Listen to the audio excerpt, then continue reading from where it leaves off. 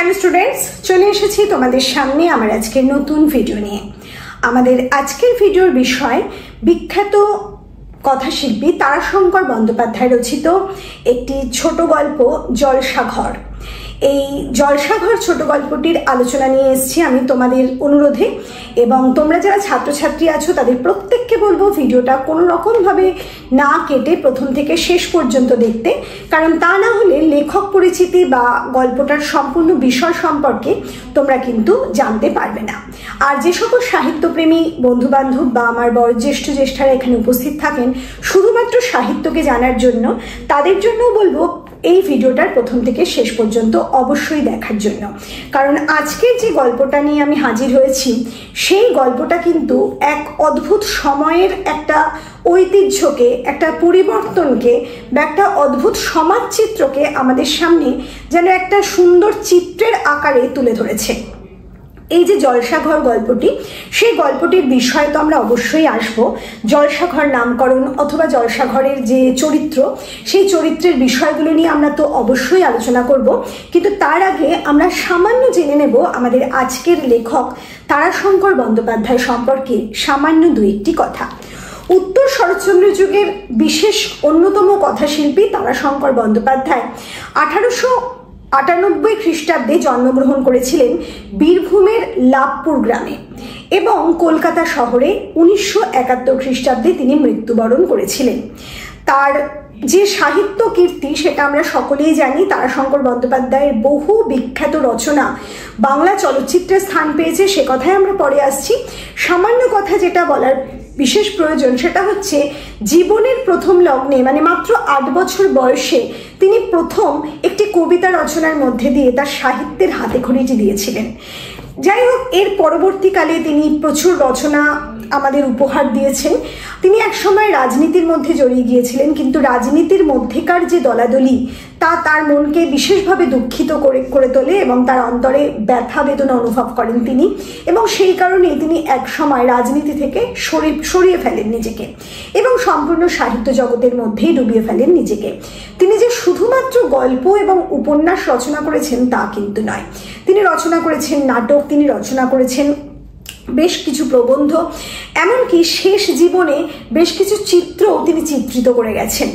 তা সেই তারাশঙ্কর বন্দ্যোপাধ্যায়ের বেশ কিছু বিখ্যাত উপন্যাস তোমরা নিশ্চয়ই জানো: কালিন্দী, ধাত্রী দেবতা, হাঁসুলি বাঁকের উপকথা, গণদেবতা প্রভৃতি। এছাড়া আজকের যে ছোট গল্প জলসাঘর সেটি তো আছে, তাছাড়া রসকলি কিংবা আমরা যে বেদেনী, ছলনাময়ী, এই বিভিন্ন ছোট গল্পগুলোও তিনি রচনা করেছিলেন এবং প্রত্যেকটাই কিন্তু পাঠক মহলে বিশেষভাবে সমাদর লাভ করেছে। তারাশঙ্কর বন্দ্যোপাধ্যায়ের প্রথম রচনা একটি কাব্যগ্রন্থ। সেই কাব্যগ্রন্থটি সাহিত্যিক মহলে বিশেষ সমাদর না পাওয়ায় তিনি এরপর একটি নাটক রচনা করেন, কিন্তু সেই নাটকটিও কোনো থিয়েটার হলের যে কর্মীরা তারা সেভাবে গ্রহণ করলো না। এরপর তিনি একটি উপন্যাস রচনা করেন, সেই উপন্যাসটি পত্রিকাতে ধারাবাহিকভাবে প্রকাশ পেয়েছিল ঠিকই, কিন্তু পুস্তক আকারে সেটি আর বের হয়নি। বলতে গেলে এই তারাশঙ্কর বন্দ্যোপাধ্যায়ের প্রথম যে রচনা, যেটা সাহিত্য জগতে বা সাহিত্যিক মহলে তাকে সুপরিচিত করে তুলেছিল, প্রতিষ্ঠা দিয়েছিল, তা হচ্ছে ছোট গল্প রসকলি, এবং পাঠক মহলে তার বিশেষ সমাদর হয়েছে বা পাঠক মহল তাকে বিশেষভাবে চিনেছে তার ছোট গল্প জলসাঘরের জন্য, যেটা আমাদের আজকের পাঠ্য বিষয়। এবার আমরা এই জলসাঘরের বিষয়ে আসব। এই জলসাঘর ছোট গল্পটি তার বহু রচনার মধ্যে একটি বিখ্যাত রচনা, সেটা তো বললামই আমরা। এই জলসাঘর রচনার মধ্যে আমরা দেখব যে পুরাতন সামন্ততন্ত্র অর্থাৎ জমিদারি প্রথার পতন এবং সেই সঙ্গে সেই শূন্যস্থান পূরণের জন্য একদল শিল্পপতিরা এসে পড়েছে সমাজে, এবং সেই সঙ্গে বিভিন্ন যন্ত্রের কৃপায়, মানে যন্ত্র দানবের কৃপায় বলা ভালো, যন্ত্র দানবের কৃপায় বিভিন্ন গ্রাম বা গ্রামের জনপদ একেবারে আধা শহর হয়ে উঠছে। এরকম একটা পরিস্থিতি আমরা লক্ষ্য করব জলসাঘরে। জলসাঘর শব্দটার সাথে তোমরা অনেকেই পরিচিত। এই প্রাচীন বাবু সম্প্রদায় সম্পর্কে আমি অনেকবার বলেছি, সেই সময় থেকেই কিন্তু জলসাঘরের কথা আমরা শুনেছি। বঙ্কিমচন্দ্র চট্টোপাধ্যায়ের লেখা থেকে আমরা জলসাঘরকে দেখে আসছি, কিংবা মাইকেল মধুসূদন দত্তের লেখাও আমরা জলসাঘর পেয়েছি। যাই হোক, এই জলসাঘর হচ্ছে বিশেষ নাচ গানের যে আসর হতো তৎকালীন জমিদার বংশে, সেই বিশেষ ঘরটাকে চিহ্নিত করেছেন লেখক নামকরণের মধ্যে দিয়ে। আর কেন নামকরণের জলসাঘর হলো সে কথা আমি অবশ্যই বলবো, শুধু এটুকু জেনে নাও যে আজকের এই ছোট গল্পে আমরা এক বিশেষ জমিদারি বংশের ভাঙনকে দেখতে পাবো। সেই জমিদার বংশের নাম হচ্ছে রায় বংশ। সেই রায় বংশের যে ভাঙন, সেই ভাঙনের শুরু হয়েছিল এই জলসাঘরে এবং এই শেষ হয়েছে এই জলসাঘরে। বলতে গেলে এই জমিদারির পত্তনের কারণ, মানে পতন নয়, জমিদারের পতনের কারণ হিসাবে জলসাঘরকে চিহ্নিত করে গেছেন আমাদের লেখক এবং আমাদের আজকের গল্পের যিনি নায়ক, সেই মানে আজকের গল্পের নায়ক। আমাদের আজকের যে গল্প, সেই গল্পের নায়ক হচ্ছেন বিশ্বম্ভর রায়, এই গল্পের প্রধান চরিত্র। আজকের ছোট গল্প যেটা আমরা বলছি জলসাঘর, সেই জলসাঘরের যে চরিত্রগুলো, সেই চরিত্রগুলোকে আমরা প্রথমে একটু চিনে নিই। প্রথমেই বললেন বিশ্বম্ভর রায় আজকের প্রধান চরিত্র। তার পুরানো যে খানসামা অনন্ত, আছে নায়েব তারাপ্রসন্ন, আছে সহিস নিতাই, আছে মাহুত, যে একজন মাহুত রহমত। এছাড়া আমরা এই জমিদার বংশের দুই বিশ্বস্ত পশু বা পোষ্যকে দেখতে পাবো।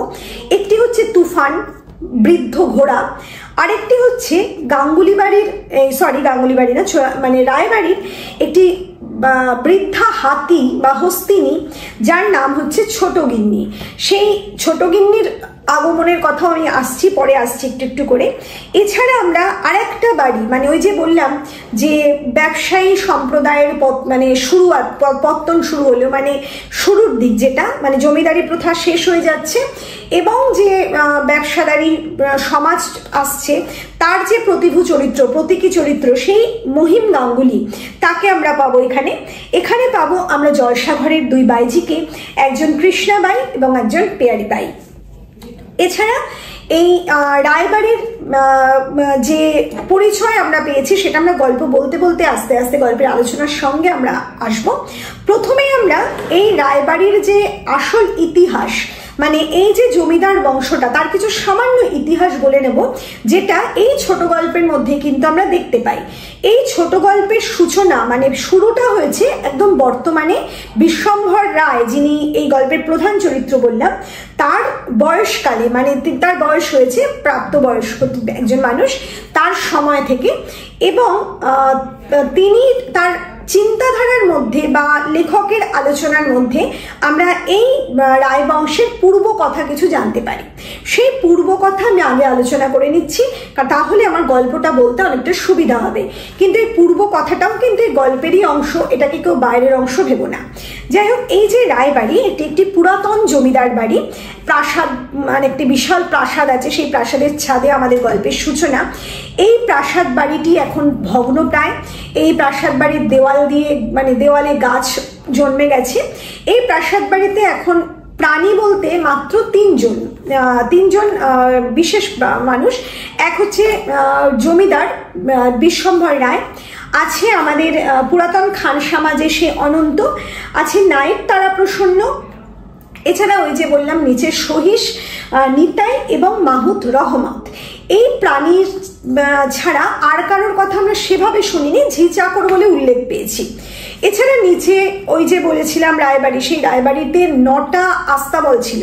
সেই আস্তাবলের মধ্যে মাত্র একটি আস্তাবল পড়ে আছে, যেখানে থাকে এই রায়বংশের বিখ্যাত যে সাদা ঘোড়া তুফান, সেটারও বয়স হয়েছে সে। আর ওদিকে আছে যে হস্তিনী ছোট গিন্নি। যেটা বলছিলাম, এই যে রায়বাড়ি, সেই রায়বাড়ির প্রথম দুই পুরুষ সঞ্চয় করেছেন, লেখকের কথায় প্রথম দুই পুরুষ সঞ্চয় করেছেন। পরের এক পুরুষ করে গেছেন রাজত্ব, দাপিয়ে রাজত্ব যাকে বলে। পরবর্তী 3 পুরুষ কেবলমাত্র ভোগ করেছেন, যে সঞ্চিত অর্থ বা যে সঞ্চিত সম্পদ তাকে কেবল ভোগ করেছেন। এবং সপ্তম বা শেষ পুরুষ যদি বলতে হয়, তা হচ্ছে আমাদের আজকের যিনি নায়ক বিশ্বম্ভর রায়। এই বিশ্বম্ভর রায়ের সময়ে আমরা দেখব এই রায়বাড়ির লক্ষ্মী, রাজলক্ষ্মী যাকে বলে, সেই লক্ষ্মী নির্বাসিতা হয়েছেন। ঋণগ্রস্ত বিশ্বম্ভর রায় একসময় তলিয়ে গেছে অতলে এবং জমিদারি একেবারে শেষ হয়ে গেছে। এটাই আমরা এই গল্পে দেখতে পাবো। তা ওই যে বললাম ভোগ করেছে 3 পুরুষ, এই তিন পুরুষ যে ভোগী, সেই প্রথম ভোগী পুরুষ যিনি ছিলেন রায়বাড়ির, তিনি ছিলেন রাবণেশ্বর রায়। এই রাবণেশ্বর রায় প্রথম এই রায়বাড়িতে জলসাঘর স্থাপন করেছিলেন বা জলসাঘরে বাতি জ্বেলেছিলেন, মানে জলসাঘরটি তৈরি করে সাজিয়ে তুলেছিলেন বলা যেতে পারে। তার ভোগের একটি বিশেষ স্থান এটি। কিন্তু দুর্ভাগ্যবশত এই রাবণেশ্বর রায় যখন যেদিন প্রথম জলসাঘর শুরু করেন, নাচ গান হয়, সেদিনই তার স্ত্রী এবং পুত্র মারা যান। অত্যন্ত ভয় পেয়ে যায় এই রাবণেশ্বর রায়। সেই ভয় পেয়ে তিনি এই জলসাঘরের দরজা চিরতরে বন্ধ করে দেন। এই জলসাঘর কিন্তু আর তিনি তারপর খোলেননি। এরপর আমরা দেখেছি, গল্পে উল্লেখ আছে যে রাবণেশ্বর রায় তার স্ত্রীর মৃত্যুর পর তার শ্যালিকাকে বিবাহ করেন এবং বলা হয় যে আনন্দময়ীর আদেশে তিনি এই কাজ করেছেন। এবার মানে বলে রাখা ভালো যে আনন্দময়ী হচ্ছে এই রায়বাড়ির গৃহলক্ষ্মী, মানে কালী মূর্তি, যে মন্দির ছিল রায়বাড়ির মধ্যে, যে মন্দিরটির কথা আছে, সেই মন্দিরের দেবতা হচ্ছে, ইষ্ট দেবতা যাকে বলে, তিনি হচ্ছেন এই আনন্দময়ী। সেই আনন্দময়ীর আদেশে নাকি রাবণেশ্বর তার শালিকাকে বিবাহ করেন। এরপরে আমরা পেয়েছি তারকেশ্বর রায়ের কথা। তারকেশ্বর রায় পরবর্তী পুরুষ, মানে রাবণেশ্বর রায়ের পুত্র, তিনি তার সময় আবার জলসাঘরে বাতি জ্বালান, অর্থাৎ জলসাঘর আবার পুনরায় শুরু হয়। এই তারকেশ্বর এতটাই ভোগী ছিলেন, এতটাই মদ্যপ অবস্থায় মানে কাজকর্ম করতেন, যে উল্লেখ করা হয় যে এতটাই তিনি ধ্বংস করেছেন এই রায়বাড়ির সম্পত্তি। তার একটা উদাহরণ দেওয়া আছে এই গল্পে, যে বন্ধুদের সাথে বাজি ধরে তিনি 500 স্বর্ণমুদ্রা এক বাইজিকে উপহার দিয়েছিলেন। এটা একটা নিদর্শন, মানে পতনের নিদর্শন যাকে বলে। আচ্ছা, এরপরে আমরা পাবো তারকেশ্বরের পুত্র ধনেশ্বর রায়কে। ধনেশ্বর রায় প্রসঙ্গে বিশেষ কিছু নেই। ধনেশ্বর রায় হচ্ছে আমাদের আজকের যিনি নায়ক, অর্থাৎ এই যে বিশ্বম্ভর রায়, সেই বিশ্বম্ভর রায়ের পিতা। সেই ধনেশ্বর রায়ের বিবাহের সময় ধনেশ্বর রায়ের শ্বশুর বাড়ি থেকে যৌতুক হিসাবে এসেছিল এই হাতিটি, যে হাতির কথা আমি বললাম, হস্তিনীটি। সেই সময় সেই হস্তিনীর নাম ছিল মতি। কিন্তু সেই হস্তিনী একবার একটি চিতাবাঘকে সুরের আছাড় মেরে ফেলে এবং পা দিয়ে তার উপর উঠে দাঁড়ায়। সেই যে তার বীরত্ব, সেই বীরত্বের পর থেকেই আমরা দেখেছি ধনেশ্বর রায় ওই হস্তিনীর প্রতি বিশেষ প্রেমে পড়ে যান, তাকে বিশেষভাবে সমাদর করেন, বিশেষ খাতির করেন। এবং এই বিষয়টায় তার স্ত্রী, মানে ধনেশ্বর রায়ের যিনি স্ত্রী, তিনি মজা করে বলতেন যে ওই হস্তিনীটি হচ্ছে তার সতীন। এ কথা শুনে ধনেশ্বর রায় বলেছিলেন যে তাহলে ওর তো একটা নাম হওয়া উচিত, তাহলে এবার থেকে ওর নাম হোক গিন্নি। তখন ধনেশ্বর রায়ের যিনি পত্নী, অর্থাৎ আজকে আমাদের বিশ্বম্ভর রায়ের যিনি মাতা, তিনি বলেন না, কেবল গিন্নি বললে হবে না, ওর নাম থাকুক ছোট গিন্নি। আসলে নিজে বড় গিন্নি, ওটা ছোট গিন্নি, এরকম ভাবে একটা নামকরণ তৈরি হয়েছিল। আর সেই ছোট গিন্নির নামকরণই আমরা আমাদের আজকের গল্পে পাচ্ছি বিশ্বম্ভর রায়ের মুখে। যাই হোক, বিশ্বম্ভর রায়ের বিশ্বস্ত যে যাকে বলা হয় যে পোষ্য দুটো, তারা হচ্ছে ওই তুফান এবং হস্তিনী, ওই হাতিটি কিন্তু। তা যাই হোক, এই হচ্ছে আমাদের পূর্বেকার কথা। আর এই বিশ্বম্ভর রায়েরও একটু ইতিহাস আছে। বিশ্বম্ভর রায়কে তো আমরা এখন পাচ্ছি একাকী এবং বৃদ্ধ রূপে, কিন্তু তারও একটু ইতিহাস আছে। তিনিও ছিলেন ভোগী পুরুষ, ভোগী জমিদার। তিনিও জলসাঘরে বহু রাত কাটিয়েছেন, জলসাঘরে বহু বাইজিদের সাথে তার সময় তিনি কাটিয়েছেন। এবং সেক্ষেত্রে উল্লেখ আছে চন্দ্রাবাইয়ের রূপে কিন্তু তিনি এক সময় মুগ্ধ হয়েছিলেন। চন্দ্রাবাইয়ের রূপ প্রসঙ্গে বলেছেন যে একটা যেন ফুলের তোড়া, মানে লেখক আমাদের জানিয়েছেন তার দৃষ্টিতে, অর্থাৎ এই বিশ্বম্ভর রায়ের দৃষ্টিতে। চন্দ্রাবাই পরবর্তীকালে বৃদ্ধ অবস্থাতেও কিন্তু তার স্মৃতিতে আসে, সে কথাও আমরা শুনেছি। কতটা মোহগ্রস্ত ছিল এই জমিদারেরা, তারও পরিচয় কিন্তু আমরা এখানে পাই। যাই হোক, এই বিশ্বম্ভর রায় অসম্ভব ভোগী ছিলেন, সেটা তো বলছি। তা যাই হোক, তিনিও এরকম জলসাঘর করতেন। তা সে একবার তার পুত্রের উপনয়নের সময় তিনি বিশেষভাবে তার বাড়ি সাজিয়ে তুললেন আলোকসজ্জায়। এবং বলা যাচ্ছে যে বিশ্বম্ভর রায় কিন্তু তখন থেকে ঋণগ্রস্ত। তিনি যে কাজগুলো করছেন সেই কাজ কিন্তু তার বিশেষ অর্থ আছে তা নয়, তার যে সঞ্চিত অর্থ, মানে সেই প্রপিতামহ বা পূর্বপুরুষদের যে সঞ্চিত অর্থ, সেই অর্থ থেকেই কিন্তু তিনি সেগুলো ব্যয় করছেন। ঋণগ্রস্ত হয়ে পড়েছেন তিনি, তবুও তার যে জমিদারি একটা রক্ত, মানে সেই দেখানোর যে প্রবৃত্তি, যে অহংকারী মানসিকতা, তার থেকে তিনি সেই উপনয়নে 7 দিন ধরে প্রচুর মানুষ খাওয়ালেন, প্রচুর দান ধ্যান করলেন, প্রচুর আত্মীয় স্বজনে গম গম করছে রায়বাড়ি। কিন্তু 7 দিনের দিন ঘটে গিয়েছিল একটি বিশেষ অঘটন। কলেরায় মারা গেল এই বিশ্বম্ভর রায়ের পত্নী, তার 2 পুত্র, 1 কন্যা এবং আরো বেশ কিছু আত্মীয়। বিশ্বম্ভর রায় হয়ে পড়লেন ওই জমিদার বংশে একেবারে নির্বংশ এবং শেষ সপ্তম পুরুষ। আর কোনো পুত্রাদি তার রইল না, তিনি শেষ দ্বীপ বোঝাই যাচ্ছে। তা যাই হোক, সেই বিশ্বম্ভর রায় কিন্তু তার স্ত্রী পুত্র বিয়োগের পরেই যে একেবারে ভারাক্রান্ত হয়ে গিয়েছেন, ক্লান্ত অবসন্ন হয়ে গিয়েছেন, তা কিন্তু নয়। আজকের গল্পের শুরুতে আমরা যে বিশ্বম্ভর রায়কে দেখছি, তিনি আমাদের এই রায়বাড়ির প্রাচীর মানে ছাদে ভোরবেলা ভোর 3টের সময় পায়চারি করছেন। তার বয়স হয়েছে আমরা দেখতে পাচ্ছি, কিন্তু তিনি এই যে নিজেকে গুটিয়ে নিয়েছেন সেটা কিন্তু তার স্ত্রী পুত্রের মারা যাওয়ার পর হয়নি। তারপরেও তিনি জলসাঘরে বাতি জ্বালিয়েছেন, আনন্দ উল্লাস হই হুল্লোড় শোনা গেছে রায়বাড়ি থেকে। তিনি ভেঙে পড়লেন সেদিন যেদিন সরকারি বিচারে তার সমস্ত জমিদারি নিলাম হলো। জমিদারির যে সম্পত্তি ছিল সেটা হস্তান্তর হয়ে গেল এবং বেশিরভাগ সম্পত্তি ক্রয় করলো গাঙ্গুলি বাড়ির কর্তা। যে গাঙ্গুলি বাড়ির মহিমকে আমরা এখানে দেখব, মহিম গাঙ্গুলিকে, সেই হচ্ছে সে তার মানে তার পিতার কথা আছে জনার্দন রায়, তারা এই সমস্ত কিছুর মালিকানা গ্রহণ করলো। পড়ে রইল কেবলমাত্র বিশাল রায়বাড়ি, একেবারে শূন্য রায়বাড়ি যাকে বলা যায়। রায়বাড়ির যে পুরনো একটা মানে ঐতিহ্য, সেই ঐতিহ্যটা আস্তে আস্তে মানে চলে যেতে লাগছে। কারণ হচ্ছে কি, এইবার বিশ্বম্ভর রায় ওই ঘোষণা যেদিন হলো সবকিছু চলে গেল, তারা সেইভাবে জমিদারিটা রইল না যাকে বলে রায়বাড়ি ছাড়া। তখন তিনি ভেঙে পড়লেন এবং নিজেকে রায়বাড়ির অন্দরমহলে গুটিয়ে ফেললেন।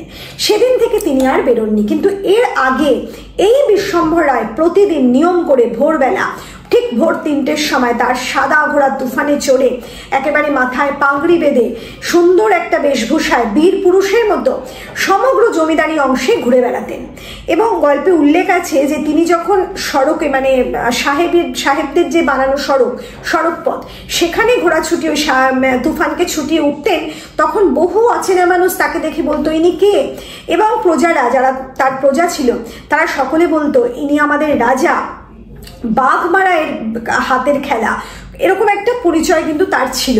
কিন্তু বিগত 2 বছর ধরে, মানে আমাদের আজকের গল্প থেকে বিগত 2 বছর আগে যেদিন তিনি সব হারিয়েছেন প্রায়, সেই সময় থেকে তিনি আর ঘোড়ায় চড়েন না, তিনি আর নিচে পর্যন্ত নামেন না। তিনি সেই ওপরের 3 তলার একেবারে অন্দরমহলে নিজেকে গুটিয়ে নিয়েছেন। ছাদে আসেন প্রতিদিন ভোরবেলা, নিয়ম করে তার ঘুম ভেঙে যায়, তার যে পাখির ডাকে তার ঘুম ভাঙে। যে বাগিচা ছিল রায়বাড়িতে, সুন্দর বাগান, ফুল ফলের বাগান, সেই বাগানে মালি নেই আর গাছগুলোও নেই বলা যায়। কিছু সামান্য বড় গাছ বেঁচেছিল, মুচকুন্দ ফুলের কথা আমরা পেয়েছি, যে ফুলের পাপড়ি দিয়ে শরবত খেতেন বিশ্বম্ভর রায়, তার সে কথা আমরা পেয়েছি। তা যাই হোক, এবার আমরা আসবো আমাদের আজকের গল্পের বিষয়। মানে আজকের গল্পের বিষয় বলতে এই কথাগুলো যে বললাম এগুলো আজকের গল্পের বিষয় নয়, তা নয়, কিন্তু আমাদের যে গল্পের বিষয় বর্তমানটা, সেই বর্তমানে এবার আমরা আসবো। আমরা গল্পের পাস্ট অংশটা, যেটা অতীত ছিল, সেই অতীত কথাটা বলে নিলাম, যেটা আমরা পরবর্তী গল্পের মাঝখানে পেয়েছি বা গল্প শুরুর পরবর্তী অংশে পেয়েছি। এবার আমরা গল্পের সম্পূর্ণ বর্তমানে ফিরে আসব। আমরা ওই যে বললাম যে মহিম গাঙ্গুলি, যিনি এই রায়বংশের মানে বিশিষ্ট জমিদারিটা কিনে নিয়েছিল, সেই মহিম গাঙ্গুলি হচ্ছে উঠতি ব্যবসায়ী। ওই যে বললাম ব্যবসায়ী যে সময় মানে শিল্পপতিদের যে যুগটা আসছিল, তার প্রতীকী চরিত্র হচ্ছে মহিম গাঙ্গুলি।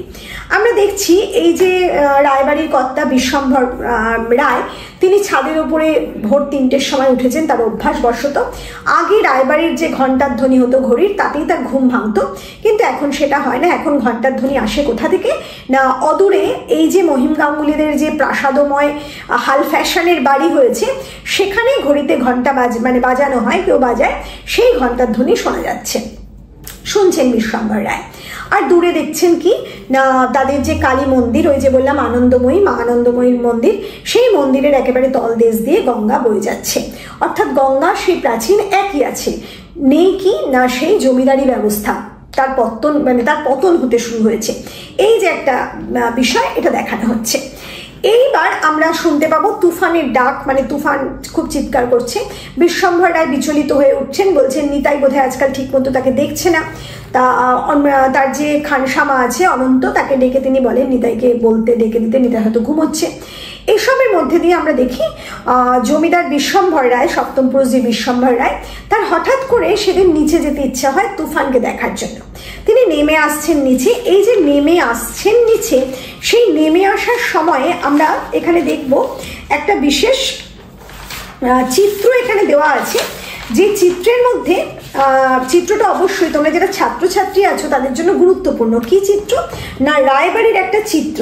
এই চিত্রটা আমি একটু পড়ছি, যেটা বলা হচ্ছে রায় দোতলায় নামলেন, সুদীর্ঘ বারান্দা, বারান্দায় সারি দিয়ে গোল থাম, মাথায় খড়খড়ি, একদিকে অন্ধকার তালাবন্দি ঘরগুলোর ভেতর থেকে চামচিকের ফরফরানির শব্দ আসছে, অন্যদিকে ছাদের সিঁড়ির পাশে কি ছিল না, বিছানার ঘর, অর্থাৎ রায়বাড়ির যত বালিশ বিছানা সমস্ত কিছু রাখা থাকতো। তার পাশের যে ঘরটা সেটা হচ্ছে ফরাস ঘর, অর্থাৎ জাজিম, শতরঞ্জি, গালিচা যেগুলো ওই জলসা ঘরে ব্যবহৃত হতো সেগুলো রাখা থাকতো।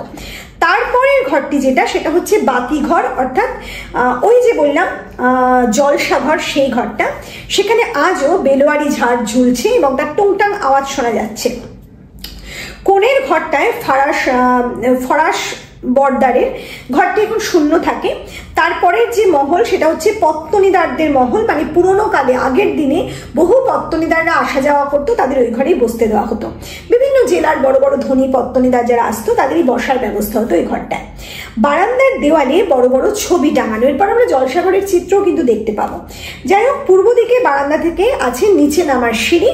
ওই সিঁড়ি দিয়ে বলছে নিচের সেরেস্তাখানায় আছে সারি সারি ঘর, সেগুলিতে রায়বংশের রাশি রাশি কাগজপত্র বোঝাই করা আছে। এই যে চিত্রের কথা বললাম, সেই চিত্রটা কিন্তু তোমরা যারা ছাত্রছাত্রী আছে তাদের জন্য অত্যন্ত গুরুত্বপূর্ণ। যাই হোক, এই সব কিছু পেরিয়ে আমাদের আজকের বিশ্বম্ভর রায় যিনি নায়ক, তিনি নেমে আসলেন সোজা কোথায় না, একেবারে নিচে, যেখানে ওই তুফান এবং ছোট গিন্নি আছে সেদিকে। প্রথমেই তিনি নিতাইকে ডাকছেন, নিতাই নিতাই করে, আর সেই শব্দে তুফান ছটফট করে উঠছে, চঞ্চল হয়ে উঠছে, তার পায়ের আওয়াজ শোনা যাচ্ছে, সে দাপাদাপি করছে মাটিতে। আবার অন্যদিকে সে তুফানের কাছে গিয়ে তার গলায় গায়ে হাত বোলাচ্ছে বিশ্বম্ভর রায়। ইতিমধ্যে দেখা যাচ্ছে যে দড়িতে বাঁধা আছে ওই ছোট গিন্নির পা। সে এত ছটফট করছে বিশ্বম্ভর রায়ের গলায়, 2 বছর পর সে পেয়েছে তার প্রভুর গলা, এবং পেয়ে সে এত ছটফট করছে যে মনে হচ্ছে এখন শিকল ছেড়ে সে এক্ষুনি ছুটে বেরিয়ে যাবে। একথা মাহুত বলল যখন বিশ্বম্ভর রায়কে। বিশ্বম্ভর তার কাছেও গেল, তাকেও একটু আদর করলো। এমন সময় শোনা যাচ্ছে ব্যান্ড পার্টির আওয়াজ। যখন বিশ্বম্ভর রায় জিজ্ঞেস করছেন এই কিসের শব্দ, তখন নায়েব যিনি আছেন তারাপ্রসন্ন, সে বলছে যে ওই মহিম গাঙ্গুলির বাড়িতে আজকে অন্নপ্রাশন আছে, পুত্রের মুখে ভাত দেওয়া হবে। এই কথা শুনে বিশ্বম্ভর রায় আস্তে আস্তে আবার উপরে চলে যান, এবং এরপর তিনি তারাপ্রসন্নকে ডেকে পাঠান। তিনি জিজ্ঞেস করেন যে ওরা নিমন্ত্রণ করেছে কিনা, এবং যখন শোনেন যে নিমন্ত্রণ হয়েছে, তখন তিনি বলেন যে অবশ্যই যেন তাদের বাড়িতে উপহার দিয়ে আসে তারাপ্রসন্ন। এবং উপহারটি কি হবে? উপহার হবে একটা কাঁসার থালা। কাঁসার থালার মধ্যে যেন একটি সোনার যে মোহর, সেই স্বর্ণ মোহর আর কি, সেটি দেওয়া হয়। এটা একটা ঐতিহ্য। অতএব বোঝা যাচ্ছে যে পুরানো জমিদারি প্রথা চলে যাচ্ছে। তিনি ঋণগ্রস্ত, তার হাতে আর কিছু নেই বলতে গেলে, তবুও কিন্তু তার যে একটা মানে প্রথা, জমিদারদের যে রেওয়াজ, সেই রেওয়াজটা কিন্তু, রীতি রেওয়াজকে তিনি ভুলে যাননি। এইখানেই বিশ্বম্ভর রায়ের কিন্তু যে বিশেষ মূর্তিটি, জমিদারি মূর্তি, সেটা কিন্তু আমাদের সামনে ফুটে ওঠে। তিনি ভুলে যেতে পারতেন, এখন তার অর্থ নেই, কিন্তু তিনি মনকে ছোট করতে দেননি। এই যে আভিজাত্য, পুরানো জমিদারি প্রথার মধ্যে যে আভিজাত্য, সেটা যেন ফুটিয়ে তুলেছেন আমাদের আজকের লেখক এই বিশ্বম্ভর রায়ের এই অংশের চরিত্রের মধ্যে দিয়ে। এখানে আমরা দেখছি বিশ্বম্ভর রায় একটি বাক্স খুললেন। সেই বাক্সের মধ্যে একটা চাবি আছে, যে চাবিটা হচ্ছে ওই ঘরের সিন্দুকের চাবি। সেই সিন্দুকটা খোলার পরে কি দেখা যাচ্ছে, দুটো থাক আছে, মানে ওপর নিচে। উপরের থাকে কি আছে না, ওই রায়বাড়ির লক্ষ্মীর ঝাঁপি রাখা আছে সযত্নে, আর নিচের যে থাক সেখানে বেশ কিছু বাক্স আছে, তার মধ্যে একটি মাত্র গহনার বাক্স, সুন্দর একটা সুসজ্জিত বাক্স, সেই বাক্সটা তিনি বার করেন এবং বাক্স খুললে দেখা যায় কি ওখানে গহনা বলতে মাত্র একটি সিথি, মানে কপালের যে অলংকার সেই সিথি পড়ে আছে, বাকি কোনো অলংকার কিন্তু সেখানে নেই। অর্থাৎ সবই একে একে বেচে দিতে হয়েছে, বিক্রি করে দিতে হয়েছে, কারণ তার যে কোনো খরচ চালাবার জন্য প্রয়োজন হয়েছে। এবং ওই গহনার বাক্সটা হচ্ছে বিশ্বম্ভর রায়ের স্ত্রীর গহনার বাক্স। আর ওই যে সিথির কথাটা বললাম যেটা বেঁচে আছে, সেটা আসলে ওই বংশের একটা মাঙ্গলিক চিহ্ন, কারণ বংশানুক্রমে প্রত্যেক পুত্রবধূকে ওই সিথিটা পরিয়ে দেওয়া হতো। অর্থাৎ বধূ বরণের যে বিশেষ সম্পদ, মাঙ্গলিক একটি চিহ্ন, সেটা হচ্ছে ওই সিথি। ওটা হয়তো সেই কারণেই বেঁচে ছিল। আর ছিল বেশ কিছু স্বর্ণমুদ্রা বা মোহর যাকে বলে, সেগুলো সেখান থেকে তিনি একটি তুলে দিয়েছিলেন তারাপ্রসন্নের হাতে, এবং তারাপ্রসন্নকে তিনি আদেশ করলেন যে তারাপ্রসন্ন যেন নিজে ওই ছোট গিন্নির পিঠে চড়ে ওই উপহার দিয়ে আসে গাঙ্গুলি বাড়িতে। তা যেমন কথা তেমনই কাজ হলো। আবার সেজে উঠলো ছোট গিন্নি। ছোট গিন্নিও খুব খুশি, তাকে একেবারে তেল সিঁদুরে সাজিয়ে তারাপ্রসন্ন তাতে চড়ে একেবারে উপহার দিতে চলে গেলেন। উপহারের পর্ব মিটল। এরপরে আমরা দেখছি বিকেলবেলা ওই রায়বাড়ির সামনে একটি মোটর গাড়ি এসে থামলো। সেই মোটর গাড়ি থেকে নামছে কে না, মহিম গাঙ্গুলি। যে মহিম গাঙ্গুলি আমি বললাম শিল্পপতিদের একজন প্রতীকী চরিত্র, সেই মহিম গাঙ্গুলি। মহিম গাঙ্গুলিকে দেখে আমরা দেখছি এই বাড়ির যে মানে খানসামা যাকে বলে, চাকর বা সেবক যা ভাষা বলবে, সেই অনন্ত খুব একটা খুশি হয় না। তারাপ্রসন্ন যে খুব খুশি তা কিন্তু নয়, তবুও তাদের আপ্যায়ন করতে হয়, তাকে বসতে বলা হয়, সে বসে এবং সে বলে যে ঠাকুরদা কোথায়। এখানে লক্ষ্য করা যায় যে যে জমিদার বংশ মানে রায়বাড়ি, সেই রায়বাড়ির জমিদারি চলে গেলেও সবাই কিন্তু হুজুর বলতো। এই যে মহিম গাঙ্গুলির কথা বলছি, সেই মহিম গাঙ্গুলির বাবাও কিন্তু এই বিশ্বম্ভর রায়কে একসময় হুজুর বলেছে। কিন্তু মহিম গাঙ্গুলির হালে যে অর্থ প্রতিপত্তি করেছে, তাতে করে তার অহংকার অত্যন্ত বেড়ে গেছে এবং তার খোঁচা দিতে হবে সেই জমিদারি প্রথাকে, জমিদার মানুষকে, জমিদার যে বিশ্বম্ভর রায়, তার পৌরুষত্বে আঘাত দিতে হবে, তার অহংকারে আঘাত দিতে হবে। শুধুমাত্র এই জন্য তার নিজের ভিতরকার মানে মহিম গাঙ্গুলির নিজের ভিতরকার একটা নিজ মানসিকতা আমরা এখানে দেখতে পাই। সে ঠাকুরদা বলে সম্বোধন করে, আর হুজুর বলে সম্বোধন করে না, বা অন্য কোনো এমন সম্মানীয় উক্তি করে না যাতে করে সেই জমিদার প্রথার কিছু মানে ছোঁয়া থাকে। আসলে এখানে বলে নেওয়া প্রয়োজন যে আমরা এই ছোট গল্পেই লেখকের বর্ণনায় শুনেছি, আসলে এই মহিম গাঙ্গুলির মধ্যে একটা হিংসা ছিল। কি হিংসা? এই যে রায়বাড়ির জমিদারি, সেই জমিদারি চলে গেছে, কিন্তু যেন একটা মরা পাহাড়ের মতো রায়বাড়িটি জেগে রয়েছে।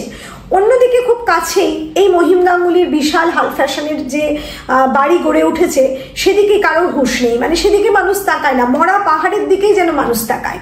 সে একেবারে আলোক সজ্জায় সজ্জিত একটা নতুন গৃহ যাকে বলে, সেদিকেও মানুষ তাকাচ্ছে না, সবাই তাকাচ্ছে সেই মরা পাহাড়ের দিকে, অর্থাৎ রায়বাড়ির দিকে। আবার ওদিকে যে নতুন মোটর গাড়ি কিনেছে মহিম, প্রথম তো গ্রামের মধ্যে মোটর গাড়ি সে হয়তো এনেছে, তবুও সেদিকে লোকে না তাকিয়ে সেই ছোট গিন্নির দিকেই মানুষের নজর, মানুষের সমস্ত কিছু সোহাগ যেন ছোট গিন্নিকে ঘিরে। এই বিষয়টা এই মহিম গাঙ্গুলিকে খুব আঘাত করতো এবং সে হিংসেতে জ্বলে পুড়ে মরত। যাই হোক, সে ঠাকুরদার সাথে দেখা করতে চাইলো এবং ঠাকুরদার সাথে যখন তার দেখা হলো, সে তাকে বললো যে সে খুব দুঃখ পেয়েছে, কারণ বিশ্বম্ভর রায় তার বাড়িতে পদধূলি দেননি, তিনি নিমন্ত্রণ রক্ষা করতে নিজে যাননি। বিশ্বম্ভর রায় কিন্তু তাকে খুব সুন্দরভাবে স্নেহ ভরে ভাই ভাই বলেই সম্বোধন করেছেন এবং বলেছেন তার শরীরটা ভালো যাচ্ছে না, তাই তিনি যাননি। তখন তাকে মহিম বলে যে তাকে সন্ধেবেলা তিনি যেন অবশ্যই যান, কারণ লখনৌ থেকে বাইজি আনা হচ্ছে, যে সভা বসবে, যে গানের মানে বিয়ে বসবে, জলসা ঘর যেটা বসানো হবে, সেটা কদর করার জন্য অন্তত তাকে চাই, কারণ এখানে আর কেউ সেটা বুঝবে না। অন্তত সে কথা কিন্তু মহিম গাঙ্গুলি নিজে মুখে বলেন। আসলে সত্যিই যে তাকে সম্মান দিতে মহিম গাঙ্গুলি কথা বলেন তা কিন্তু নয়। মহিম গাঙ্গুলি আসলে এই জলসা ঘরে বিশ্বম্ভর রায়কে নিয়ে যেতে চাইছিল তার চাকচিক্য, তার যে মানে সম্পদ, তার বাড়ির যে বিশেষ একটা আলোকসজ্জা, সেই বাইজি গান, সে যেন একটা পুরনো এই রায়বাড়ির ঐতিহ্যকে নিজের বাড়ির মধ্যে নিয়ে চলে গেছে, সেটা যে দেখানোর জন্যই কিন্তু তাকে আমন্ত্রণ করতে এসেছিল। তা যাই হোক, বিশ্বম্ভর রায় সেই আমন্ত্রণকে একেবারে গ্রহণ করলেন না। তিনি বললেন যে তার শরীর ভালো না এবং তিনি কোথাও যান না। তা তখন মহিম বেরিয়ে যায় এবং সে বলে যে তাকে এক্ষুনি সদরে যেতে হবে, বিদেশ অনেকে বহু দূর দূর থেকে আসছে, তাদের বাড়িতে নিমন্ত্রিত অতিথি হয়ে তাকে আনতে যেতে হবে। যাই হোক, এই বলে সে বেরিয়ে যায়। এরপরে আমরা দেখি যে মহিম গাঙ্গুলির বাড়ি দেখানো হয়, সেখানে সন্ধ্যের একটা চিত্র মানে আমরা লক্ষ্য করি। সেই সন্ধ্যের চিত্রে আমরা দেখছি মহিম গাঙ্গুলির যে জলসাঘর বসেছে, সেই জলসাঘরের একটা দৃশ্য। সেখানে দেখা যাচ্ছে প্রচুর অতিথিরা এসে গেছে এবং সেই অতিথিদের মধ্যে বেশ কিছু তৎকালীন ধনী সম্প্রদায় যারা তারা আছে, গ্রামে বহু মানুষ আছে। মহিম গাঙ্গুলি নিজে বসে আছেন একেবারে বেশভূষায় সজ্জিত হয়ে। আর অন্যদিকে এসেছে কে না, দুই বাইজির কথা এখানে আমি বলবো, কৃষ্ণাবাই এবং প্যারিবাই, যার কথা আমি চরিত্রের ক্ষেত্রে বলেছিলাম, তারা দুজন উপস্থিত। কৃষ্ণাবাই হচ্ছে একজন বয়স্কা, আর প্যারিবাই তার থেকে অনেক ছোট কনিষ্ঠ একজন বাইজি। তারা দুজন এসে প্রথমেই যিনি বয়স্কা কৃষ্ণাবাই গান শুরু করলেন। একেবারে ময়ূরের নৃত্যের ভঙ্গিতে গান শুরু হয়েছে, অন্যরকমের একটা গান। তা সেই গান কিন্তু দেখা যাচ্ছে আসর জমাতে পারছে না। এই যে আসর জমাতে পারছে না, এটা কিন্তু একটা আভিজাত্য ভেঙে পড়ার একটা লক্ষণ। এটা কিন্তু তুলে ধরলেন লেখক আমাদের সামনে। লেখক বলতে চাইছেন যে জমিদারি প্রথা, আসল যে জমিদারি রক্ত, তাদের যে আভিজাত্য, তাদের যে রুচিশীল মন, সেই রুচিশীল মননের সাথে এই মানে হঠাৎ উঠতি টাকা পয়সা হাতে আসা যে শিল্পপতিরা, তাদের রুচির অভাব এবং পরবর্তী সময়ের যে মানুষজন, তাদেরও রুচির অভাব। সেই জন্য সেই আসর খুব একটা গড়ে উঠছে না। মানে ওই যে ব্যবসায়ী সম্প্রদায়, তারা কিন্তু সেই পুরনো যে বাদী গান সেগুলোকে গ্রহণ করছে না। এরপর দেখা যায় আসর বন্ধ হয়ে যাওয়ার জোগাড় হয়। তখন ওই কৃষ্ণাবাই আর একজন যে প্যারিবাই ছিল তাকে ইশারা করে কিছু বলেন এবং সে উঠে দাঁড়ায়। সে উঠে তার চপল চটুল নৃত্য এবং গান শুরু করে এবং দেখা যায় আস্তে আস্তে সেই আসর জমে ওঠে, একেবারে বা বা করে রব ওঠে, প্রচুর বকশিস খেলে যায় আসরে। একটা মানে সাংঘাতিক বিষয়। এখানেও আমি যারা তোমরা ছাত্রছাত্রী আছো তাদের বলবো যে এই মহিম গাঙ্গুলির বাড়ির যে চিত্র, মানে আসরের যে চিত্র, তার একটা চিত্র কিন্তু লেখক এখানে অঙ্কন করেছেন। বলা হচ্ছে সেখানে ডায়নামো ইলেকট্রিকের যে আলো, সেই আলো জ্বলছে। বড় বড় থামের মধ্যে বিভিন্ন রকমের ফুল জড়ানো আছে, কাগজের ফুল চারধারে লাগিয়ে দেওয়া হয়েছে। তাছাড়া বিভিন্ন ইলেকট্রিক আলো একেবারে সুসজ্জিত হয়ে গেছে তার আসর ঘর এবং সেখানে ফরাশ পেতে দেওয়া হয়েছে। অতিথিদের আপ্যায়নের জন্য একদিকে চেয়ার পেতে দেওয়া হয়েছে। যাই হোক, এরকম একটা যে দৃশ্য, সেটাও কিন্তু তোমাদের অবশ্যই লার্ন করে নেওয়া প্রয়োজন তোমাদের সুবিধার্থে, তোমাদের পরীক্ষার জন্য। এই হলো আসর। তারপর যাই হোক, এই আসর শেষ পর্যন্ত ওই বকশিস টকশিস দিয়ে শেষ হয়ে যায়। এরপর যখন আমরা দেখি পরদিন সকালবেলা কৃষ্ণাবাই এবং প্যারিবাই চলে যাবে, সেই সময় মহিম গাঙ্গুলি তাদের বলছে যে পাশেই জমিদার বংশ, মানে জমিদার বাড়ি আছে আর একটা রায়বাড়ি, সেখান থেকে একবার ঘুরে যেও, ওখানে জমিদার আবার তোমাদের দিয়ে জলসা করাতে পারে।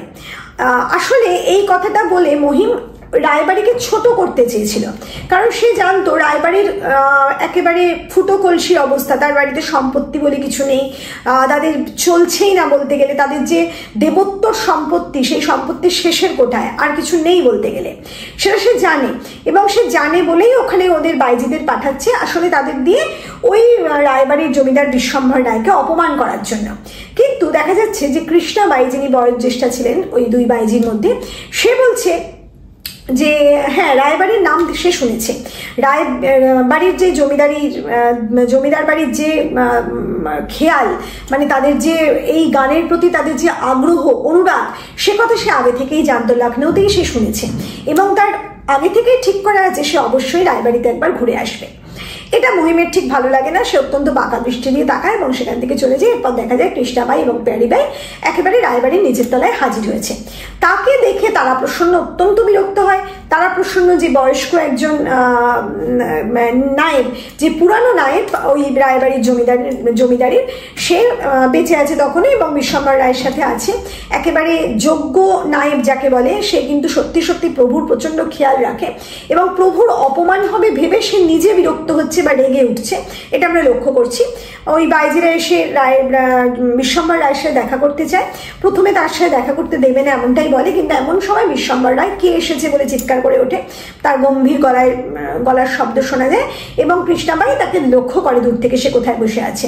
একেবারে সোজা উপরে চলে যায় কৃষ্ণাবাই এবং পেয়ারিবাই তার সামনে। প্রথমে বিশ্বম্বর রায় অত্যন্ত বিরক্ত হয়েছিল এইভাবে কোনো রকম তালাক না দিয়ে চলে এসেছে বলে, কিন্তু এই স্থানে আমাদের লেখক জানাচ্ছেন যে বিশ্বম্বর রায় কিছুক্ষণের মধ্যেই তার যে খেয়াল বদলে ফেললেন, তার রাগ কমে গেল এই বাইজির রূপ দেখে। বাইজির রূপের ছটা, সেই রূপের ছটারও কিন্তু একটা বর্ণনা গল্পে আছে। তার রং একেবারে ডালিমের মতো, ডালিমের দানার মতো, এবং তার সমস্ত ভঙ্গিমার যেন একটা বর্ণনা এখানে দেওয়া আছে। তা যাই হোক, সেই রূপের প্রতি অবশ্যই আমরা দেখলাম বিশ্বম্বর রায়ের দৃষ্টি আকৃষ্ট হয়েছে এবং বিশ্বম্বর রায় যেন সেই বাইজিদের দর্শন করেই একটা অন্য উন্মাদনা তার শরীরের মধ্যে ফিরে পাচ্ছে। তা বাইজিরা তাকে বললো যে আসর হবে না।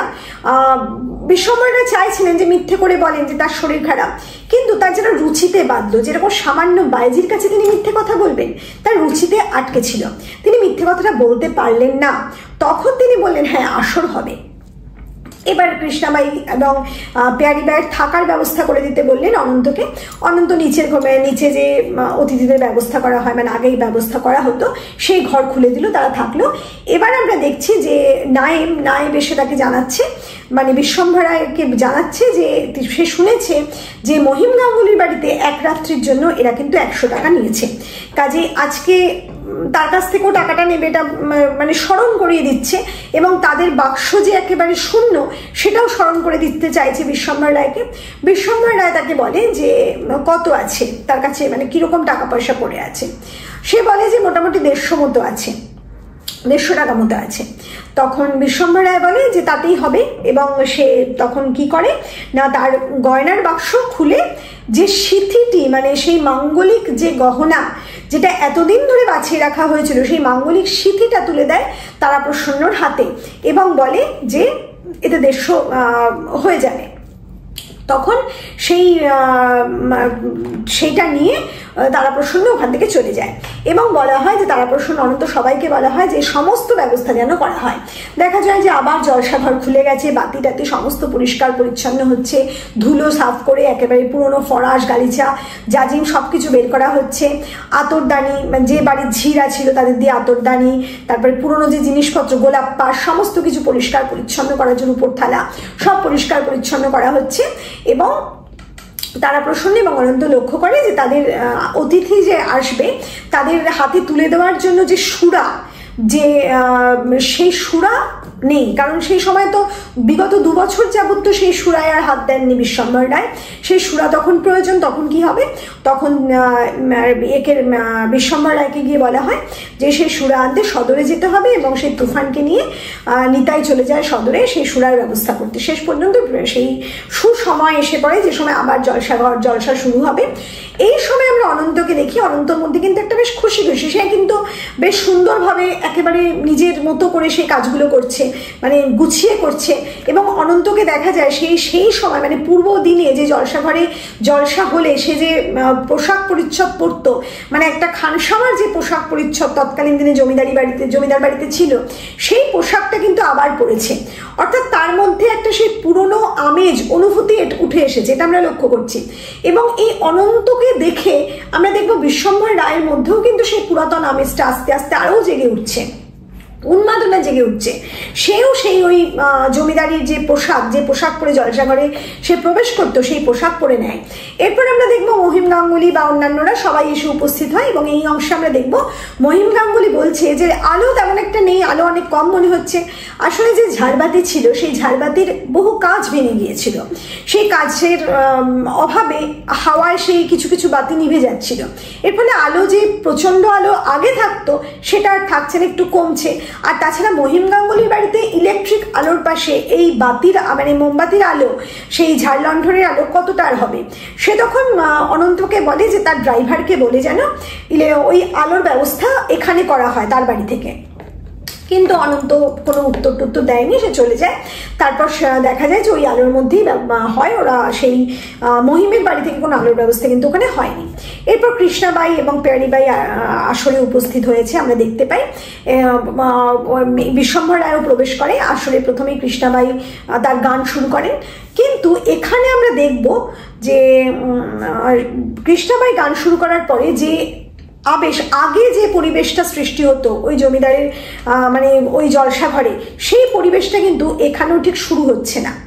এখানেও আমরা দেখবো এরপর পেয়ারিবাই গান শুরু করবে, এবং পেয়ারিবাই গান শুরু করার পরে কিন্তু আবার সেই আসরটা আস্তে আস্তে জমে উঠবে। এই সময় আমরা দেখবো যে মহিম গাঙ্গুলি বাহ বাহ করে যে আওয়াজ তুলছে, সেই আওয়াজের মধ্যে যে রুচিশীলতার অভাব সেটা লক্ষ্য করছে বিশ্বম্ভর রায়। তার ভালো লাগছে না, সেরকম একটা চিত্র এখানে মানে চিত্রিত করা হয়েছে, গল্পকার উল্লেখ করেছেন। তিনি বাঁকা চোখে মহিমের দিকে তাকান এবং মানে কর্তাচিত একটা তার ব্যবহার যেটা করতে হয়, মানে ওই যে বাইজিরা গান গায় যে তাকে যে তার উচ্ছ্বাস যাতে বাড়ে, তার প্রশংসা করার জন্য তিনিও একটু প্রশংসা করেন। এবং কৃষ্ণাবাইয়ের উদ্দেশ্যে তিনি হঠাৎই বলে ওঠেন যে বাহ চন্দ্রাবাই বাহ। কৃষ্ণাবাই তখন বলে যে সে কৃষ্ণাবাই, তার নাম সে চন্দ্রাবাই নয়, সে কৃষ্ণাবাই। আসলে ওই যে চন্দ্রাবাইয়ের কথা বলেছিলাম যে স্মৃতিতে ছিল বিশ্বম্ভর রায়, সেই বিশ্বম্ভর রায় সেই চন্দ্রাবাইকে কিন্তু কৃষ্ণাবাইয়ের মধ্যে দেখতে পায়। যাই হোক, সেই সময় আস্তে আস্তে যখন আসর শেষ হয়, হঠাৎই দেখা যায় যে এই মহিম গাঙ্গুলি বকশিস বের করে দিতে যায়। কিন্তু এই বকশিস দেওয়ার প্রথা প্রথমে গৃহস্বামীর, মানে তৎকালীন জমিদারিতে একটা বিশেষ প্রথা ছিল। জলসাঘরের জলসায় প্রথম বকশিস দেওয়ার অধিকার শুধুমাত্র গৃহস্বামী বকশিস দেওয়ার পর বাকি অতিথিরা বকশিস দিতে পারবে। কিন্তু এখানে দেখা গেছে যে মহিম আগে বকশিসটা দিতে উদ্যত হয়েছে। তখন বিশ্বম্ভর রায় তাড়াতাড়ি পাশে তাকাচ্ছে, কিন্তু দেখছে রূপোর থালা নেই, সেই রূপোর থালায় সেই বকশিস নেই। তিনি কিভাবে দেবেন? তিনি আস্তে আস্তে সেই স্থান ছেড়ে চলে যান। মহিম গাঙ্গুলি ভাবে বাহ, মানে একেবারে সে জিতে গেছে, বিশ্বম্ভর রায়ের বকশিস দেওয়ারও ক্ষমতা নেই, এরকম একটা তার মনের মধ্যে একটা দম্ভ হয়। এরপরেই দেখা যায় কিছুক্ষণের মধ্যে অনন্ত ফিরে আসে একটা রূপোর থালা নিয়ে, রেকাবি মানে যে জলসাঘরে যেগুলো থাকতো সুসজ্জিত সেরকম একটি ঝকঝকে পাত্র নিয়ে, যার মধ্যে দুটো স্বর্ণ মুদ্রা মানে মোহর দিয়ে দিয়েছে বিশ্বম্ভর রায়। সে সেটা নামিয়ে রাখে এবং বলে বাবু বকশিস পাঠিয়ে দিয়েছে, বাবু আর আসলে আসতে পারবেন না, আপনারা উপভোগ করুন, কারণ বাবুর শরীরটা ভালো নেই। কিন্তু এরপরে দেখি আসর ভেঙে যায়, কারণ ওই যে বকশিসটা সে দেখে মহিম গাঙ্গুলি, তার আর ভালো লাগে না। আর কৃষ্ণাবাই যারা আসরটা জমিয়ে তুলেছিল তাদেরও আর ভালো লাগছে না যে আসল যে গানটার যে সমজদার, সে সমজদার চলে গেছে। এই চটুল গান গাইতে তৎকালীন যে বাইজি, তাদেরও কিন্তু খুব একটা ভালো লাগে না, তারও চিত্র আমরা দেখতে পাই। আসলে এই যে বাইজিদের দেখানো হয়েছে যে কৃষ্ণাবাই সেই বিশেষ প্রতীকী চরিত্র, সে কিন্তু সেই বাইজিদের যে ঐতিহ্য সেটা বজায় রাখতে, তাদের ঘরানাকে বজায় রাখতে সেই গান দিয়েই কিন্তু সূচনা করেছিল। কিন্তু সেই গান মানুষ নেয়নি, মানুষের রুচির বিকৃতির ফলে তারা গ্রহণ করতে পারেনি। তৎকালীন জমিদার বংশের রুচির সাথে এই বর্তমান যে শিল্পপতি যুগের যে রুচি তা মিলল না, কিন্তু সেই জায়গাটা ক্ষত তৈরি করলো কৃষ্ণাবাইয়ের বুকে, সেটা আমরা লক্ষ্য করব। এই কৃষ্ণাবাইয়ের চরিত্রের মধ্যে দিয়ে আমরা সেটা লক্ষ্য করেছি, এবং আরো পরবর্তী সময়ে সেটাও লক্ষ্য করব আমরা। যাই হোক, আসর ভেঙে যায়, সবাই চলে যায়। এরপরে আমরা দেখব যে বিশ্বম্ভর রায়ের মধ্যে যেন ওই জলসাঘরের মধ্যে তার তারুণ্য জেগে ওঠে।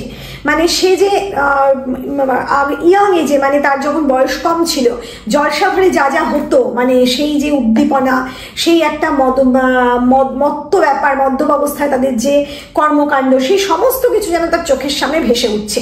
সে আবার জলসাঘরে ফিরে আসে, নিচে নেমে এসে জলসাঘরে ফিরে আসে, দেখে অনন্ত বাতিগুলো নিভিয়ে দিতে যাচ্ছে। সে বলে বাতি নেভাতে না, বাতিগুলো জ্বলুক। অনন্ত ভালোই লাগে, অনন্ত চলে যায়।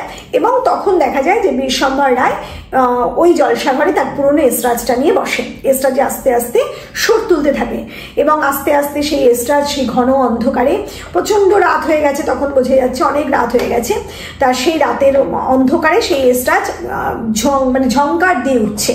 সেই যে এসরাজের শব্দ, এরপরে আমরা আস্তে আস্তে দেখি যে এসরাজ বাজাতে বাজাতে মুগ্ধ হয়ে গেছে, মানে একেবারে ওর মধ্যে ঢুকে গেছে ওই বিশ্বম্ভর রায়। এবং যে সুরার বোতল ছিল সেই বোতল থেকে অনন্ত সুরা ঢেলে দিয়েছে গ্লাসে, সে পান করেছে। এবং একসময় কৃষ্ণাবাই প্রবেশ করে ঘরে এবং কৃষ্ণাবাই তার সম্মতি নিয়ে সে এবার তার গান শুরু করে, মানে তাদের যে ঘরানার গান সেই গান শুরু করে। এবং সেই যে গানটা সে শুরু করে সেই গানটা কিন্তু সেই চন্দ্রাবাইয়ের গান, যে চন্দ্রাবাইয়ের যে গান সেই এসরাজের সুর তুলেছিল বিশ্বম্ভর রায়, সেই সুরটা শুনে কৃষ্ণাবাই কিন্তু সেই গানটাই আবার শুরু করে। আমরা জানি না সেই চন্দ্রাবাই কৃষ্ণাবাই কিনা, কিন্তু কোথাও যেন পাঠক মহলে মনে হয় সেই চন্দ্রাবাই বুঝি কৃষ্ণাবাই রূপে ফিরে এসেছে এই বিশ্বম্ভর রায়ের সম্মুখে। কিন্তু এমন কোনো কথা গল্পকার কোথাও উল্লেখ করেনি, এটা শুধুমাত্র আমার ধারণা মাত্র। যাই হোক, সেই কৃষ্ণাবাই তখন প্রচণ্ডভাবে একেবারে সেই গানের মধ্যে ঢুকে গেছে। বিশ্বম্ভর রায়ও মদ্যপ হয়ে গেছেন একেবারে। তিনি এক সময় দেখা যাচ্ছে যে ভীষণভাবে ঘুরছে, নৃত্যরত আর কি কৃষ্ণাবাই।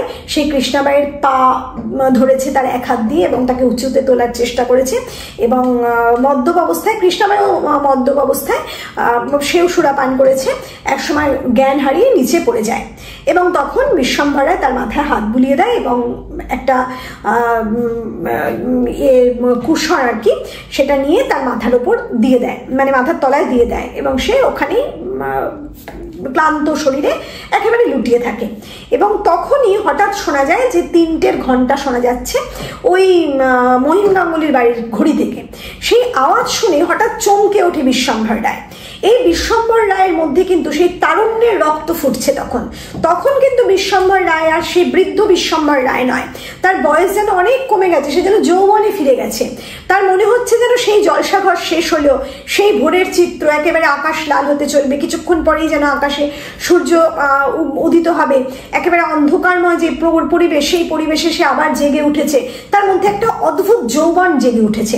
সে তখন ছুটে বেরিয়ে আসে ঘর থেকে এবং বেরিয়ে এসে তার যে মানে বীরের পোশাক আগে সে পরতো, সেই পোশাক মানে সেরকম ওই পোশাকেই যেন সে ওই তুফানের পিঠে গিয়ে বসে। তারা প্রসন্ন সেই আবছা আলোয় অন্ধকারের মধ্যে জানলা দিয়ে দেখতে পায় তাকে। এবং সেই বিশ্বম্ভর রায় তখন দেখা যায় তুফানের পিঠে ছড়ে একেবারে আস্তে আস্তে মিলিয়ে গেল দূরে। এবার সেই তুফানের পিঠে, তুফানও প্রচণ্ডভাবে ছুটছে। তুফানও তো বৃদ্ধ হয়েছে, কিন্তু তুফানেরও যেন মনে নেই তার বয়সের কথা, সেও যেন তার যৌবনকে ফিরে পেয়েছে তার প্রভুকে তার পিঠে পেয়ে।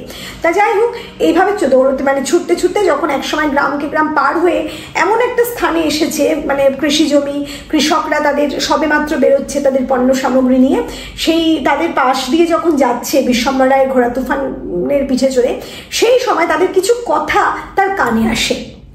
তারা নিজেরা আলোচনা করছে যে আগে রায়বাড়ির আমলে, মানে রায়বাড়ির প্রজা হিসাবে তারা অনেক ভালো ছিল, এখন গাঙ্গুলিদের প্রজা হিসাবে তাদের অনেক সমস্যা তৈরি হয়েছে। এই কথাটা বিশ্বম্ভর রায়ের কানে যায় এবং সঙ্গে সঙ্গে সে যেন আবার পুনরায় বর্তমানে ফিরে আসে, তার যৌবন যেন ওখানেই জলাঞ্জলি হয়। সে আবার মানে বুঝতে পারে সে কোথায়। সে তখন আবার চাবুকের পর চাবুক মারতে থাকে তুফানের পিঠে, তুফানকে উল্টো দিকে ছোটাতে থাকে এবং তুফানের মুখে দেখা যায় যে রশ্মি মানে বাধা ছিল রশ্মিটি, সেখানে রক্তাক্ত হয়ে গেছে তুফানের মুখ, আর প্রচন্ড চাবুকের আঘাতে তুফানও ছুটছে। এভাবে আস্তে আস্তে তারা আবার রায়বাড়ির সম্মুখে এসে হাজির হয়। তুফান প্রচন্ড ক্লান্তভাবে হাঁটু মুড়ে বসে পড়ে, মানে বিশ্বম্ভর রায় নামে এবং সে হাঁটু মুড়ে বসে পড়ে। বিশ্বম্ভর রায় তুফানকে আবার উঠতে বলে, কিন্তু তুফান উঠতে পারে না। তখন সহিস যে নিতাই, সে বলে যে অত্যন্ত ক্লান্ত হয়ে গেছে বাবু, ও একটু হুজুর, ও একটু পরে উঠবে, একটু নিজে জিরিয়ে নিক তারপরেই উঠবে। বিশ্বম্ভর রায় তখন তুফানের মাথায় হাত বুলিয়ে দেয়, বলে ভুল, আমারও ভুল, তোরও ভুল, মানে আসলে আমরা আমাদের যৌবনকে হারিয়েছি, এই যে বয়স হয়ে গেছে আমাদের, এই বয়সের ভাগটা আমরা ভুলে গিয়েছিলাম, আমরা আবার যৌবনে ফিরে গিয়েছিলাম, যেটা এখন সম্ভব নয়। একটা স্টেজ আছে যে সময়ে মানুষ সেই কাজটা করতে পারে, পরবর্তী সময়ে কিন্তু সেই কাজটা সে পারে না। এটাই যেন প্রমাণ করলো যে বয়স বাড়ার সাথে সাথে মানুষের শক্তিটাও কমে আসে, ভেতরের রক্তের যে সঞ্চালন তারও যেন স্থিতি হতে থাকে, মানে সেটাও যেন কমে আসতে থাকে। এটাই যেন আমাদের সামনে লেখক বুঝিয়ে দিলেন। যাই হোক, এরপর বিশ্বম্ভর রায় আস্তে আস্তে আবার জলসাগরে, সেই জলসাগরের সম্মুখে আসে। বাতি তখনও পুরো নেভে নিয়ে জ্বলছে কিছু এবং দেখা যায় ঘরের দিকে তাকান তিনি, দেখেন যে অভিসারিকা চলে গেছে, অভিসারিকা বলতে কৃষ্ণাবাই নেই, সে চলে গেছে সেই ঘর ছেড়ে, এবং ঘরের মধ্যে শূন্য দুটো সুরার বোতল, মদের বোতল আর কি, সেটা গড়াগড়ি খাচ্ছে। এবং তিনি ঘরের মধ্যে প্রবেশ করেন, ঘরের দেওয়ালে যে পূর্বপুরুষদের ছবি ছিল তারা হাসছে, হাসি মুখ তাদের, সেদিকে তাকান এবং চমকে ওঠেন তিনি। কেন চমকে ওঠেন? সেই ছবির মধ্যে তিনি যেন নিজেকে প্রত্যক্ষ করেন, পূর্বপুরুষের মধ্যে তিনি নিজেকে প্রত্যক্ষ করেন, এবং তিনি নিজের মনে বলে ওঠেন মোহ মোহ, অর্থাৎ ওই পূর্বপুরুষদের মধ্যেও মোহ ছিল, তার মধ্যেও মোহই তাদের শেষ করে দিয়েছে, এটা যেন উপলব্ধি হয় ওই জলসাঘরের মধ্যে এসে। তিনি বলতে থাকেন এই জলসাঘরই সেই মানে মোহময় একটা জলসাঘর যা সমস্ত পুরুষকে শেষ করে গেছে, এরকম একটা বিষয় তার মনের মধ্যে যেন জেগে ওঠে। তখন বিশ্বম্ভর রায় সমস্ত অভিশাপটা যেন জলসাঘরের মধ্যে প্রত্যক্ষ করে, এবং সে প্রচন্ড ভয় পেয়ে যায় এবং চিৎকার করে অনন্তকে ডাকতে থাকে, অনন্ত অনন্ত। সে ভীত সন্ত্রস্ত ডাকে অনন্ত ছুটে আসে, কারণ অনন্ত সেই ডাক কোনোদিন শোনেনি। বিশ্বম্ভর রায়ের যে গলার আওয়াজ, জমিদারি সুলভ যে আওয়াজ, সে আওয়াজ যেন স্তিমিত হয়ে যায়। এই আওয়াজ যেন একটা ভয়, একটা অন্য কিছু ছিল। অনন্তও যেন ভয় পেয়ে যায় সেই শব্দে। অনন্ত ছুটে আসে, অনন্তকে বলা হয় সমস্ত বাতি নিভিয়ে দে, বন্ধ করে দে জলসাঘরের দরজা। এরপরে আরেকবার সে উচ্চারণ করে জলসাঘর বলে, কিন্তু তারপর আর কোনো কথা বিশ্বম্ভর রায়ের শোনা যায় না, শুধুমাত্র তার হাতের চাবুকটা খুব জোরালোভাবে দরজার উপরে গিয়ে আঘাত করে। আর এখানেই ছোট গল্পটা সমাপ্ত হয়। আমরা এই যে গল্পটা পেলাম, সেই গল্পের মধ্যে যে একাধিক চরিত্রগুলো দেখতে পেলাম, বিশ্বম্ভর রায়ের যে চরিত্র, সেই চরিত্রের মধ্যে আমরা দেখতে পাই যে বিশ্বম্ভর রায়ের ভেতরকার যে মানসিকতা, একটা বিয়োগান্তক মনোভাব, যে বিয়োগান্তক ব্যাপার, সেই বিয়োগান্তক নায়ক হচ্ছে বিশ্বম্ভর রায়। বিশ্বম্ভর রায়ের মধ্যে আমরা সেই ট্র্যাজেডিকে লক্ষ্য করছি, যে ট্র্যাজেডি তাকে ভয় দেখাচ্ছে। তোমরা নিশ্চয়ই জানো, যারা ছাত্রছাত্রী আছো, যে ট্র্যাজেডির নায়ক আমরা তাকেই বলবো যে জীবিত অবস্থায় তার দুঃখ যন্ত্রণা, মানে তার কৃতকর্মের যে অনুশোচনা করে, মানে আমার ভুল আমি বুঝতে পারছি এবং আমার কর্মফলই যে আমার আজকের পতনের কারণ সেটাকে আমি উপলব্ধি করতে পারছি, তাকেই বলা হয় কিন্তু ট্র্যাজিক হিরো। কাজে এই যে অনুশোচনা বিশ্বম্ভর রায়ের মধ্যে, তার মধ্যে যে একটা নিজের পূর্বপুরুষের যে ভুল, তার ভুল, এই যে ভোগী জমিদারদের ভোগের কারণেই জমিদারি ব্যবস্থার পত্তন, সেই বিষয়টা আমরা যখন বিশ্বম্ভর রায়ের মধ্যে প্রত্যক্ষ করি তখন এটা পরিষ্কার বুঝতে পারি তা সেই হচ্ছে এই গল্পের ট্র্যাজিক হিরো। তার মধ্যে একটা দুঃখ বোধ আমরা দেখতে পাচ্ছি, যন্ত্রণা ক্লিষ্ট মানে মানসিকতাকে দেখতে পাচ্ছি। আবার অন্যদিকে এই যে মহিম গাঙ্গুলিকে আমরা দেখলাম, সেই মহিম গাঙ্গুলি যে জনার্দন গাঙ্গুলির পুত্র, সেই মহিম গাঙ্গুলির মধ্যে কিন্তু আমরা রুচির অভাব দেখলাম। কোন রুচি? সেই জমিদারি আভিজাত্যের রুচির অভাব দেখলাম। আমরা সাংঘাতিক একটা অহংকার দেখলাম। আমরা যে জমিদার বংশে নিজের জমিদারির অহংকারে পুষ্ট দেখেছিলাম, তারা নিজের আভিজাত্যকে বজায় রাখার চেষ্টা করেছে চিরদিন, সেই বিষয়টা কিন্তু মহিম গাঙ্গুলির মধ্যে নেই। মহিম গাঙ্গুলিকে আমরা দেখলাম কি না, পুরানো জমিদার মানে জমিদারি প্রথার জমিদারদের অনুসরণ করতে, তাদের হিংসা করতে, তাদের অনুসরণ করে, তাদের অনুকরণ করে, তাদের মধ্যে একটা দুঃখ বেদনা সৃষ্টি করে আনন্দ পাওয়ার যে নেশা, সেই নেশা কিন্তু সত্যিকারের জমিদারের মধ্যে, জমিদারি রক্ত যাদের আছে তাদের মধ্যে আমরা লক্ষ্য করব না। এখানে এই দুই চরিত্রের মধ্যে পার্থক্য। মানে সম্পদ থাকলেই যে তার মধ্যে আভিজাত্য থাকবে, সম্পদ থাকলেই যে তার মধ্যে রুচিশীলতা থাকবে, এটা যে নয়, এটাই কিন্তু লেখক আমাদের চোখে আঙুল দিয়ে দেখিয়ে দিলেন। অর্থাৎ অর্থই যে মানুষের ব্যক্তিত্বের চাবিকাঠি, অর্থই যে মানুষের আভিজাত্যের চাবিকাঠি, তা কিন্তু নয়। আসলে আভিজাত্য, ব্যক্তিত্ব, এগুলো কিন্তু রক্তের ব্যাপার, এগুলো পূর্বপুরুষের থেকে পাওয়া, এগুলো কিন্তু শুধুমাত্র হাতে অর্থ আসলেই হয়ে যায় না, অর্থই কিন্তু সবকিছু এনে দিতে পারে না। এটাই যেন প্রমাণ করে গেছেন আমাদের আজকের গল্পকার আমাদের এই গল্পটির মধ্যে। আর নায়েব যে আমরা দেখতে পাই তারাপ্রসন্নকে যেন সেই জমিদারি প্রথার এক আদর্শ নায়েব হিসাবে দেখতে পাই, যে সর্বদা চেষ্টা করেছে বিশ্বম্ভর রায়ের ভালো করতে। বিশ্বম্ভর রায়কে সে প্রতিনিয়ত মনে করিয়ে দিতে চেয়েছে যে তার সময় এখন খারাপ, তার হাতে অর্থ নেই। যখন সেই বিশ্বম্ভর রায় এই যে উপহার নিয়ে যেতে বলেছে, তখনও তার ভাড়ার শূন্য সেটা নায়ক জানে, তাই সে দুঃখ পেয়েছে, কিন্তু তার প্রভুর ওপর কথা বলার ক্ষমতা তার নেই, সেইটুকু মানে অবস্থা তার মধ্যে হয়নি। সেই ভদ্রতা, সেই যে ভক্তি, সেই যে শ্রদ্ধা, সেটা আমরা নায়েবের মধ্যে দেখতে পাই। অনন্তর মধ্যে দেখতে পাই সেই যে জমিদারি প্রথার যে খানসামার একটা রূপ, সে যেন তার কাজটা সব সময় করে গেছে। সেটা জমিদারি যখন সম্পদের মধ্যে আধিক্যের মধ্যে ছিল তখনও, আবার মানে একেবারে জমিদারি প্রথা নেই, চলে গেছে, একেবারে ঋণগ্রস্ত হয়ে গেছে, কোনো রকমে জলসাঘর তৈরি করা হয়েছে, সেই সময়ে যে অনন্তকে দেখছি, সেই অনন্ত কিন্তু সেই আগেরই অনন্ত, তার মধ্যে কিন্তু সেই খানসামা প্রবৃত্তি বজায় আছে। এই যে একটা বিষয়, এটা কিন্তু আমরা গল্পের মধ্যে খুব সুন্দরভাবে দেখতে পেয়েছি। তাহলে চলো, আমাদের আজকের ছোট গল্প জলসাঘর আমরা এখানেই শেষ করছি। খুব তাড়াতাড়ি তোমাদের সামনে হাজির হব আমরা নতুন কোনো বিষয় নিয়ে। খুব ভালো থেকো।